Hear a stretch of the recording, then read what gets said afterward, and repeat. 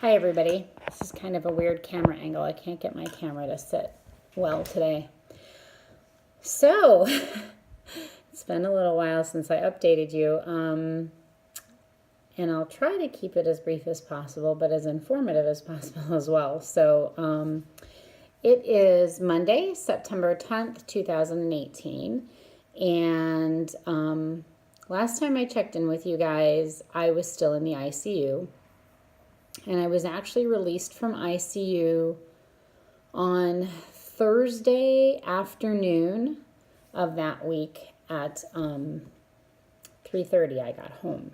I actually was released straight from ICU to home, which is a little bit unusual, but the hospital was full, and I think that had something to do with it.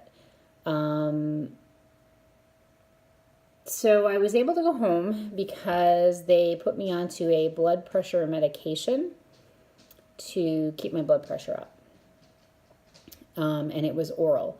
And the other blood pressure medication I was on was intravenous. So that's also really part of the reason that I needed to be in ICU as well, was because of the necessity to monitor my blood pressure basically every 15 minutes for the entire time I was there.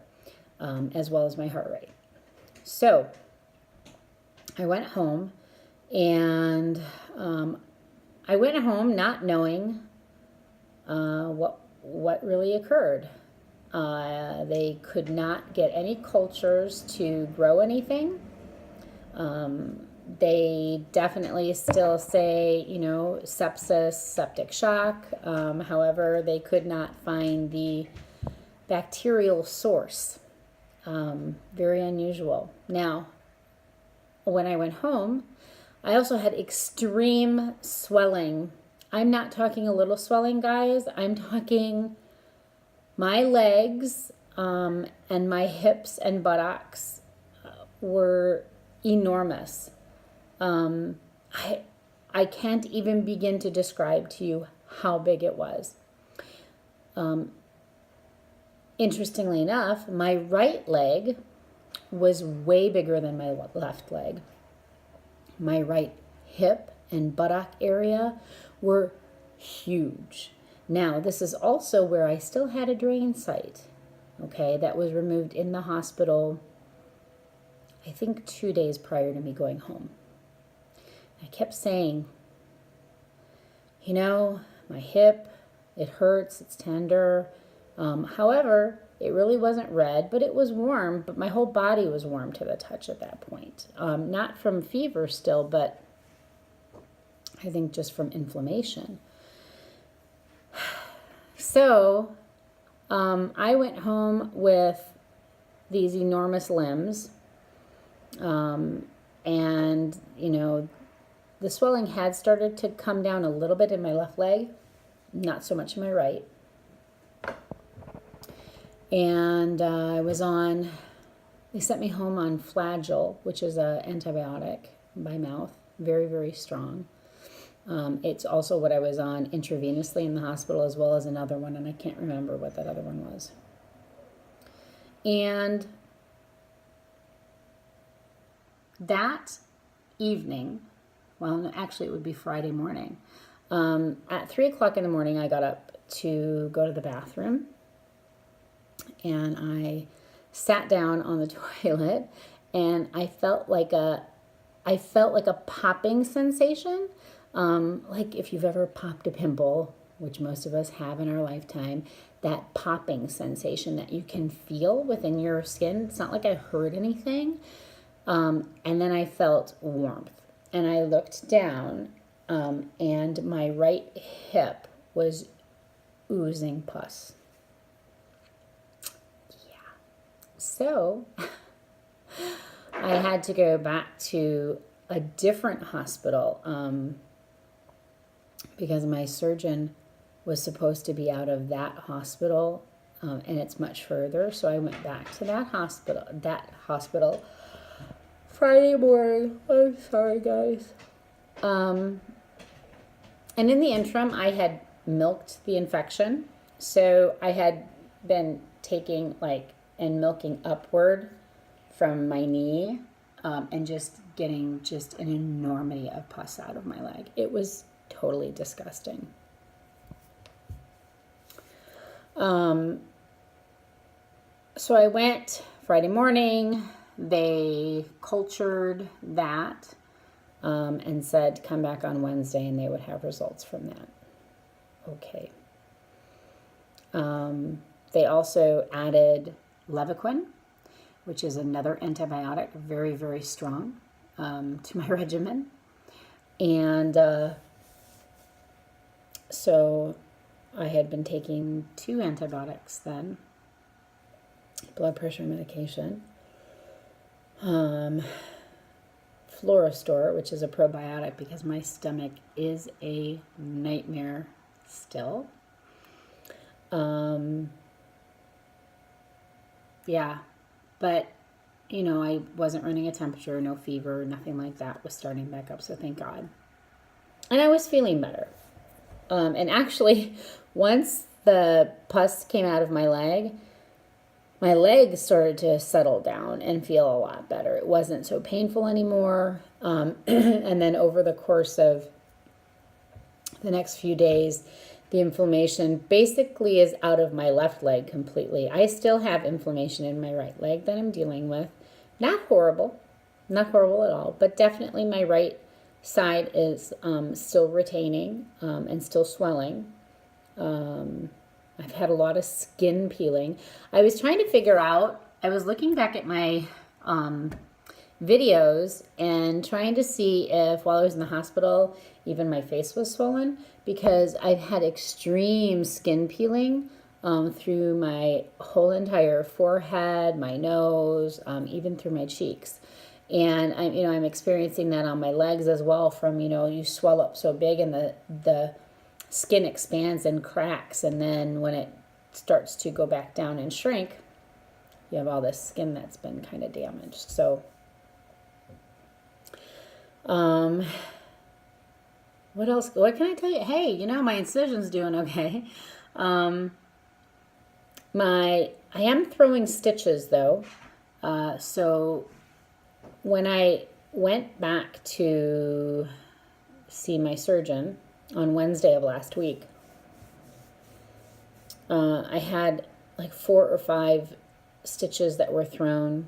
That means that like little threads coming through the incision. So he removed those, but now I have a few more. So I don't know. I'm not supposed to see him for a month. So I don't know if I can leave those there, not worry about them. I imagine at some point they'll dissolve, but I'll worry about it then, unless it seems to become a problem. I did see my primary care doctor as well. Kind of went over everything that occurred, talked about the blood pressure medication. I'm starting to try to wean myself off of that starting today. So I'm going from 3 times a day to 2 times a day. I finally finished my round of Levaquin, but I'm still on Flagyl, I think, for another 10 days. So it's just been a lot of juggling of medications because I have to take them at very specific times every day. But I feel a lot better. I'm healing. Overall, I'm fairly happy with the actual procedure that I had done. I do have some dog ear on the left side, more prevalent than on the right side. Whatever. Every time I look at it, I go, you got to remember that, I didn't see a plastic surgeon, okay? You're going to have different results with a plastic surgeon than you have with a general surgeon. That's just to be expected. Stomach is fairly flat, especially the lower part. The lower part of my stomach is pretty darn flat through the belly button. But I had that 3rd roll, and I do still have some like elongated now. Instead of them being like a roll like this hanging, they're more like little elongated pockets of extra skin. It's fine. You know what? I didn't have a fleur-de-lis cut. I didn't have a cut underneath my breastbone to allow to pull the skin upward there or to pull the skin inward. So it's to be expected. But overall, I'm very happy with the results of the actual abdominoplasty and paniculectomy. I took some pictures, but they're really not great pictures, so I'm not sure if I'll put them in at the end or not so that you can get an idea. They're standing pictures too, and you got to also remember, I'm just 4 weeks post-op from this, so I'm still experiencing swelling. And actually, you can be experiencing swelling up to even 2 years, they say. So, yeah, so I really wanted to, say thanks, guys. I appreciate everybody checking in on me.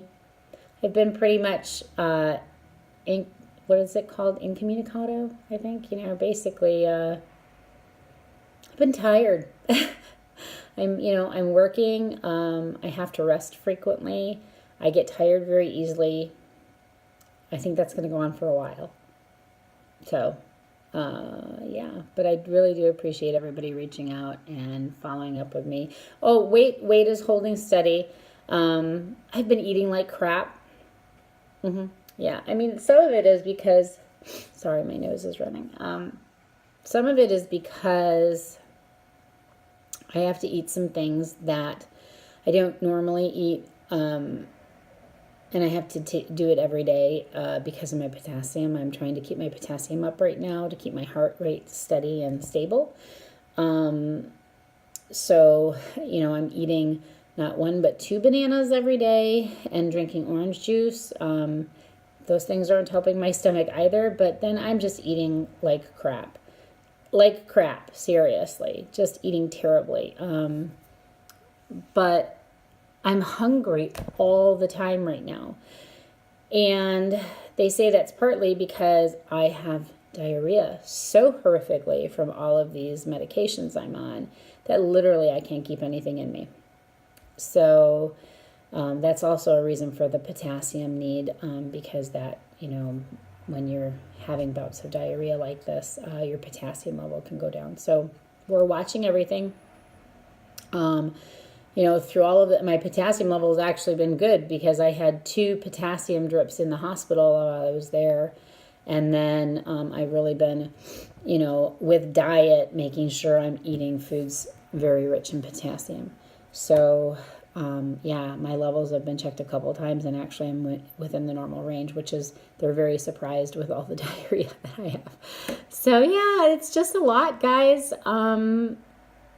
But I'm here, I'm alive, I'm well, getting stronger every day. And, at some point I'll try to maybe snap some pictures where I'm laying down, where you can get a good view of the whole abdomen area.